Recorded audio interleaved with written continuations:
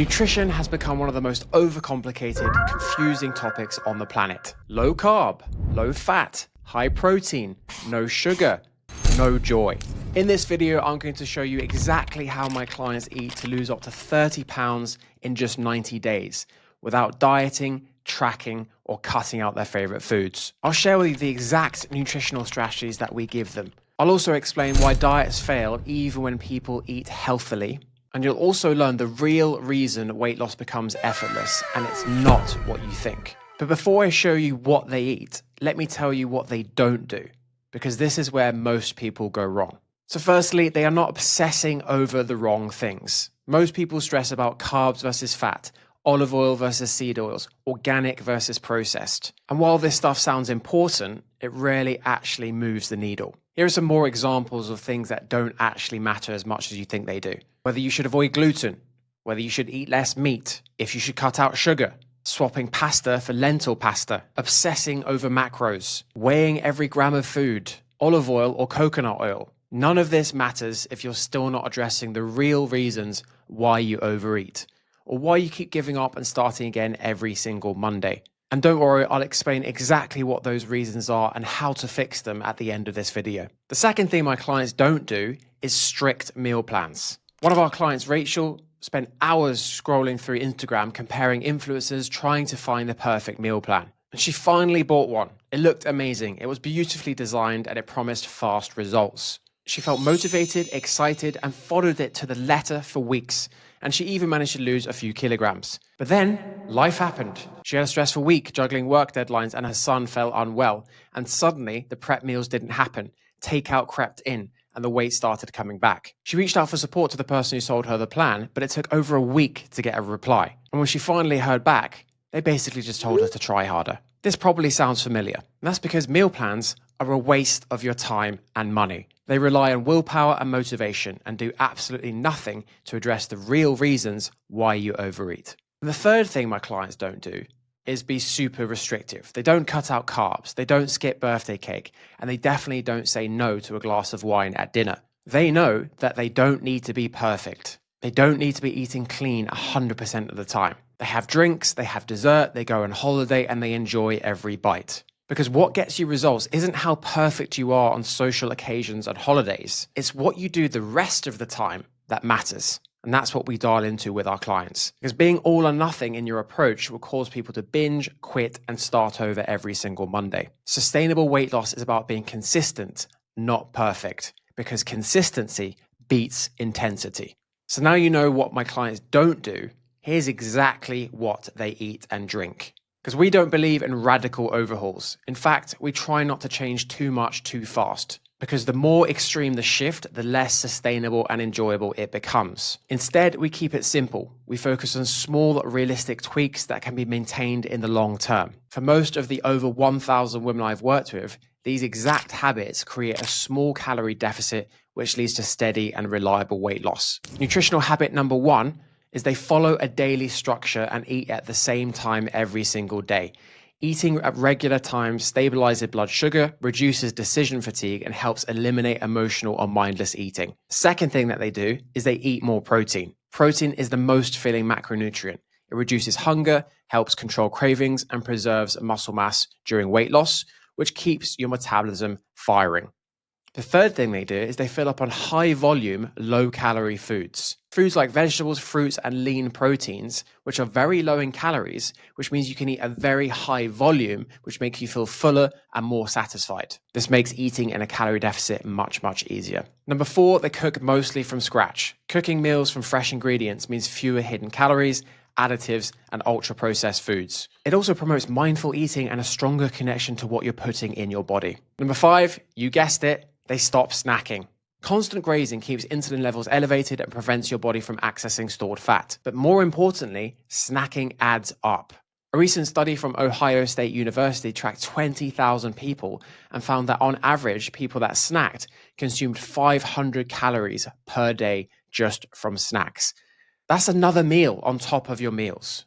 Cutting out snacking can be the easiest and most effective way to get into a calorie deficit without drastically changing your meal times. Number 6, they eat until they're full. but not stuffed. Learning to tune into hunger and fullness cues helps prevent overeating and rebuilds trust with food. This is an essential skill. And finally, they drink more water. Staying hydrated reduces false hunger signals, supports digestion, and keeps energy levels stable throughout the day. Put it this way, you could survive up to 30 days without food, but you'll be dead within a few days without water. So look, I know at this point, some of you might feel a little underwhelmed. Like, really? Is that it? And I get it, because none of this is new. There's no magic bullet. There's no secret hack. It's just the basics done consistently. But here's the twist. None of this is why they lose 30 pounds in 90 days. Eating like this helps. It lays the foundation, but it's not the full story. Because let's be honest, if eating more protein and drinking more water were enough, you'd already be done and you wouldn't be watching this video. Most diets hyper-focus on what you eat. Meal plans, macros, food lists, sins, free foods. They give you a rigid blueprint and hope you can stick to it. But the truth is, food is not the problem. The real problem is why you reach for it in the first place. What triggers the late night snack, the post-lunch chocolate, the weekend binge that undoes all your progress? Until you understand what's driving your eating habits, stress, overwhelm, boredom, reward, you'll keep falling back into the same cycles. This is where real change happens. Not in the kitchen, but in your patterns, your thoughts, and your emotional responses. And that's what we help our clients uncover. Not just what to eat, but why they are eating and why they feel completely out of control with food. Because the real problem is emotional eating. So I know many of you watching this video may not label themselves as an emotional eater. But let's bust a quick misconception first. Many of the women that I've worked with think that emotional eating means sobbing into a tub of ice cream after a breakup, just like Bridget Jones. And yes, that is a form of emotional eating. But in reality, it's usually far more subtle. Emotional eating isn't just crying into a tub of ice cream. It's reaching for food when you're stressed. It's that glass of wine or chocolate as a reward after a long, exhausting day. It's snacking out of boredom or procrastination. It's eating when you're not even hungry, and then feeling like you have no control over your appetite. Sound familiar? Here's the thing. Most people don't identify as emotional eaters, but they're stuck in the exact same loop. So where does this come from? For most of the women I work with, emotional eating started in childhood. It's a learnt behavior. Take my client Sarah, for example. Sarah grew up in a family where food was the go-to solution for all of life's problems. If she had a bad day at school, her mum baked a cake. If she passed her exams, they would all go out for pizza. Food became the go-to response to every emotion: sadness, joy, stress, celebration. And that pattern followed her into adulthood. She wasn't overeating because she was lazy or lacked willpower. She was eating because food had become her emotional safety net. The average emotional eater consumes an extra 3,000 to 5,000 calories per week without even realizing it. That's up to 20,000 extra calories a month. Calories that have nothing to do with hunger. No diet in the world addresses this. Nutritionists hardly go there. Personal trainers do not touch it. Everyone's too focused on what you're eating and they completely ignore the why. Most plans are dependent on your willpower. Just say no. Just stop emotional eating. And that might work when life is good, but the moment life throws you a curveball, work stress, relationship drama, a bad night's sleep, everything falls apart. And the thing is, the women I work with are smart, successful, and driven. But they've tried so many diets that they start to believe the problem is them, that they're broken, lazy, or just not motivated enough. But here's the thing. There is nothing wrong with you. You've just never been shown how to fix the root cause. It's like trying to pass your driving test by going to a motorbike instructor. The tools don't match the problem. And then you blame yourself for failing the test. Emotional eating is the real reason diets fail over and over again. So if you're resonating with this and you're realizing that emotional eating has become the missing link for you, I want to invite you to my free Cravings of Fat Loss Masterclass. In it, I break down exactly how to stop emotional eating without relying on willpower and how to create effortless fat loss, even if you've tried everything before. The link is below. Grab your spot whilst it's still free. So we help our clients rewire their brains. Rewiring your brain might sound complicated and scary, but it's actually about making small, repeatable shifts to how you respond to your emotions. So we help our clients identify their personal triggers. Maybe it's 3 p.m. boredom, the evening wind down, or the chaos of putting kids to bed. We help them understand the emotional need they're trying to fulfill. Are they looking for comfort, escape, relief, or reward? And then we help them build new, healthier responses that meet those needs without food. So let me give you a real world example. So my client earlier who I mentioned, Emma, always grabs chocolate after dinner whilst watching Netflix. So to her, it just feels like a craving. But underneath, it's her brain saying, I deserve something. I'm exhausted, I've had a hard day, and I've done everything for everyone else. So in this instance, instead of just telling Emma to cut out chocolate with willpower, we ask her, what's the emotional need here? Is it reward? Is it rest? Is it a moment to herself? And then we experiment. Maybe she swaps the food for a hot bath, a walk with music, or journaling with a cup of tea. The goal isn't perfection, it's to slowly teach her brain that there are other ways to feel better that don't involve food. With practice and consistency, these new habits take root, just like driving a different route home. At first, it takes effort and you have to really think about it, but soon it becomes automatic.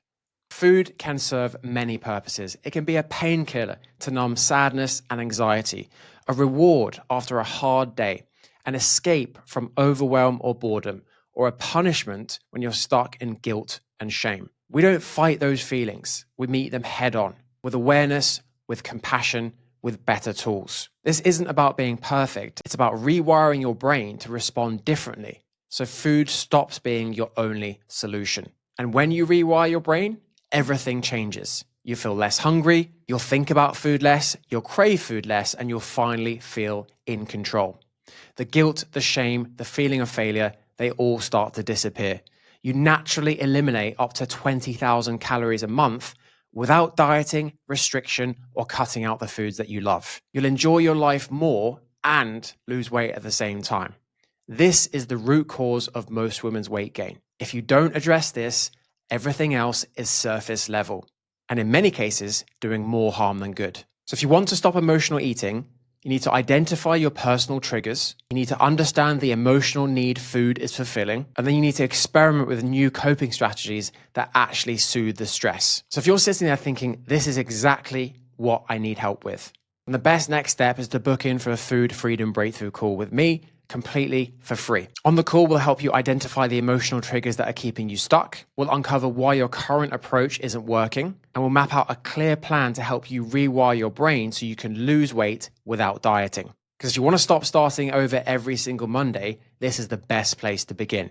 You'll find the link to book in a call below this video. If there's one thing I want you to take away from this video, it's that you don't need another meal plan. You don't need more willpower. You are not broken.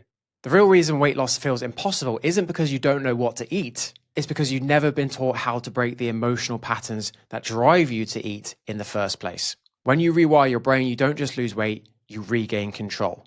You eat less without even trying. You stop obsessing over food and you feel calm, confident, and in charge of your body. This is the missing piece for most women. And once you fix it, everything else becomes easier. So now that you understand why emotional eating is the real issue, let's make sure you're not unknowingly sabotaging your progress in other ways. This next video here will teach you about the 5 healthy foods that are secretly making you gain weight. And trust me, some of them will surprise you.